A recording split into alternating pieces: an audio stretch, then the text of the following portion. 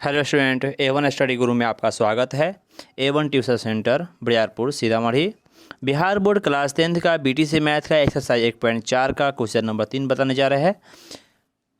जो पीछे क्वेश्चन नहीं देखे हैं उनका लिंक वीडियो डिस्क्रिप्शन में दिया हुआ है, वहाँ जाकर आप देख सकते हैं, या आगे क्वेश्चन देखना हो उसका भी लिंक वीडियो के डिस्क्रिप्शन में दिया हुआ है, जाकर देख लीजिए। चैनल का नाम हुआ A1 स्टडी गुरु, मैं इफ्तिखार सर। अभी तक जो इस चैनल को सब्सक्राइब नहीं किया, सब्सक्राइब जरूर कर दीजिए। देखते आए क्वेश्चन। तीसरा नंबर क्वेश्चन लिखा हुआ था, कुछ वास्तविक संख्याओं के दशमलव प्रसार नीचे दर्शाया गया है। कुछ वास्तविक संख्याओं के दशमलव प्रसार नीचे दिया गया है। प्रत्येक स्थिति के लिए निर्धारित कीजिए कि वह संख्या परिमेय संख्या है कि नहीं है। बताना है कि परिमेय संख्या है कि अपरिमेय संख्या है। यदि यह परिमेय संख्या है तो P/Q के रूप की है। Q के अभाज्य गुणनखंड के बारे में आप क्या कह सकते हैं, सिर्फ बताना है, कोई दिक्कत नहीं है।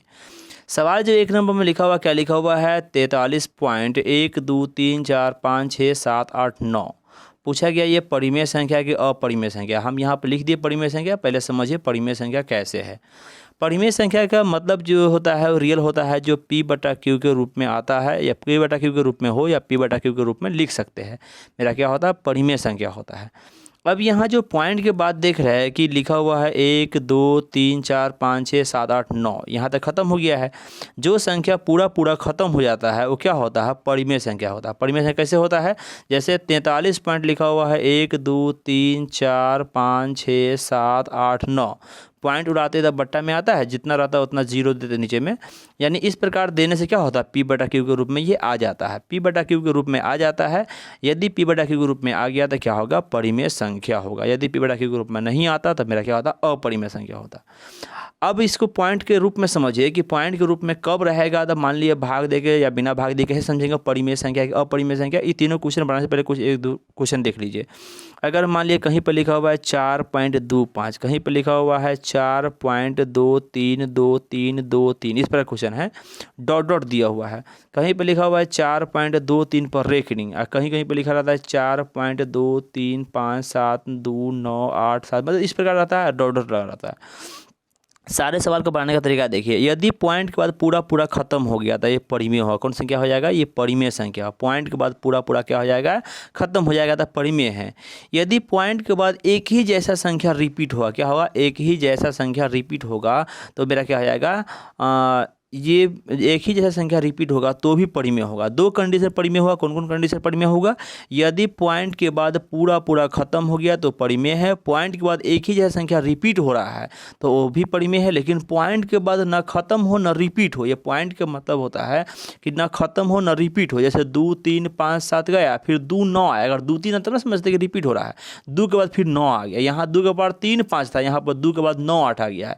इसका मतलब क्या है कि रिपीट भी नहीं हो रहा है, आगे डॉट डॉट लगा हुआ है, मतलब ये खत्म भी नहीं हो रहा है। तो यदि कोई संख्या पॉइंट के बाद न रिपीट हो न खत्म हो तो मेरा अपरिमेय होता। अपरिमेय एक ही कंडीशन में, पॉइंट वाला में, पॉइंट के बाद न रिपीट हो न खत्म हो तो अपरिमेय। परिमेय कब होता है, यदि पॉइंट के बाद खत्म हो जाए तो भी परिमेय। पॉइंट के बाद एक ही जैसा संख्या रिपीट हो तो भी परिमेय होता है।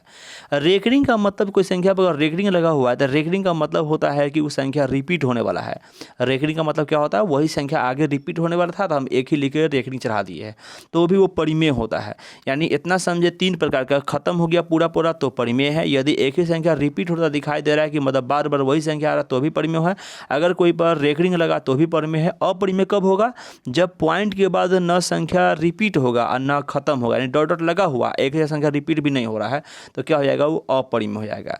3 क्लियर समझ में आ गया। खत्म हो गया तो परिमेय है, रिपीट हो रहा तो परिमेय है, यदि रेकरिंग है तो परिमेय है, न खत्म हो रहा है न खत्म हो रहा है, न रिपीट हो रहा तो अपरिमेय है।